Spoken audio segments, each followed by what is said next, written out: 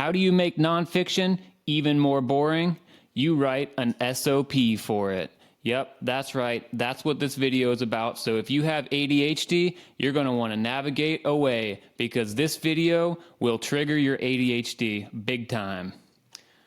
Anyways, that's my video intro. So I hope that hooks you in. This is my book consumption SOP. I consume a lot of nonfiction, and I am a big proponent of just using the book for what you want and then discarding the rest. So this is kind of, I cobbled together a few different tools, and I haven't heard of anybody else kind of consuming content like this. So I figured maybe some people would find it interesting or valuable.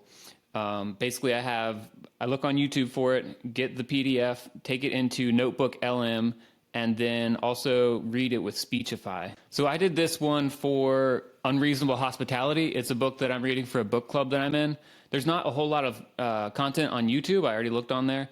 And so I just thought I'd run through kind of the process that I'm going through with this book. So first off, I'll get it from a company that gives you the file, so not Amazon. It's really annoying to buy a book and then not be able to own it or do anything with the file. And then I'll upload it onto NotebookLM. If you haven't heard of this, it's made by Google, and it's an awesome workspace. I put a whole lot of stuff in here. And one of the cool things is that you can generate a podcast. You go in here, it says upload sources, all of my things. But basically you click notebook guide and there's a little generate podcast thing in here. So this is really the first thing I'll do. If I don't find anything about it on YouTube, I'll do this and kind of listen to it while I'm driving or washing dishes or whatever. It's pretty fun. All right, strap in everyone, because today we are going deep on unreasonable hospitality.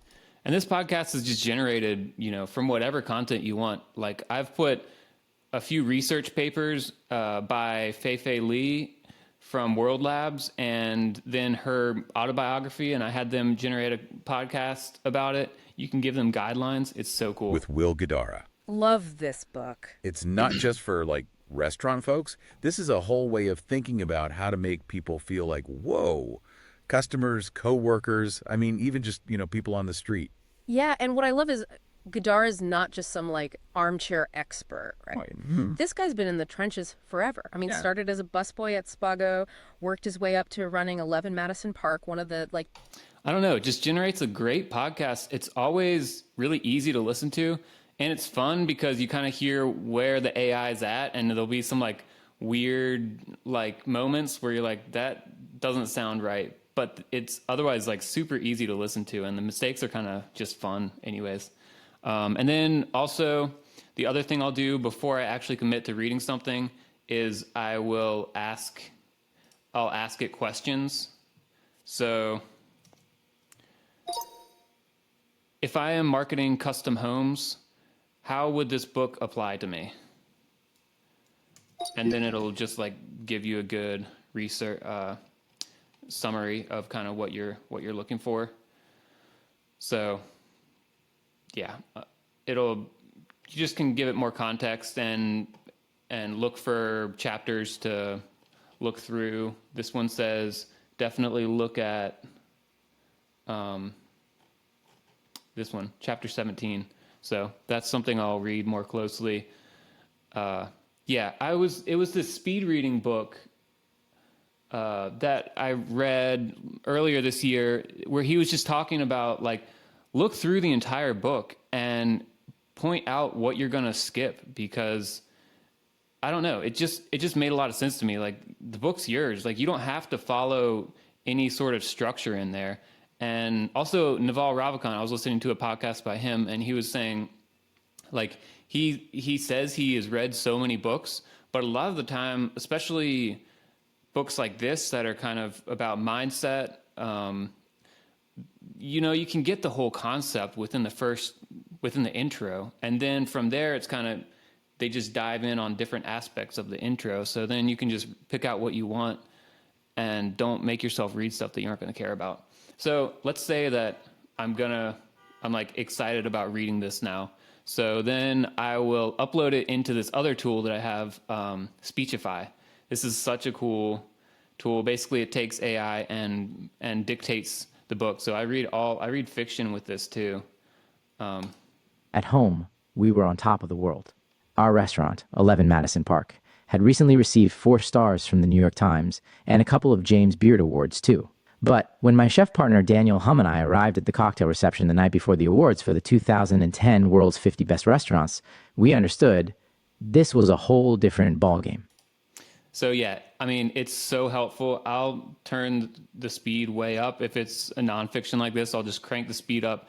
And you can comprehend so much more if you're listening to it and watching it go across the screen.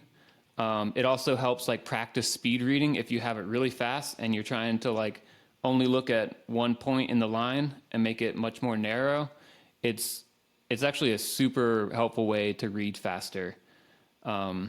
So contrary to the beginning of this video, this is actually really good if you have ADHD, because listening, just more ways of input, helps to understand things so much better. Yeah, and then I'll just kind of pick out what chapters I want to read. So, and yeah, oh yeah, Speechify is like $100 a year. NotebookLM is free, which is amazing. And then you just have to buy the book itself. So, you know, you basically have as many audiobooks of every book you have, you can do inside Speechify. Also, Speechify is cool. It's got like my voice. Imagine every famous chef and restaurateur you've ever heard of milling around. That doesn't really sound like me, but some of them are good. What up, though? It's Big Snoop D-O-double-G, and I'm an English voice from the United States. Yeah, I don't know. There's all these celebrities in there, but my favorite is this guy, Cliff. Hi, my name is Cliff Weitzman. I'm the founder of Speechify. I made Speechify to help me with my dyslexia and ADHD. Now, our AI helps millions of people. I hope it can help you. God. Okay. Anyways, maybe that was useful for someone. But yeah, that's my book consumption SOP, and that's how I cram more nonfiction into my brain.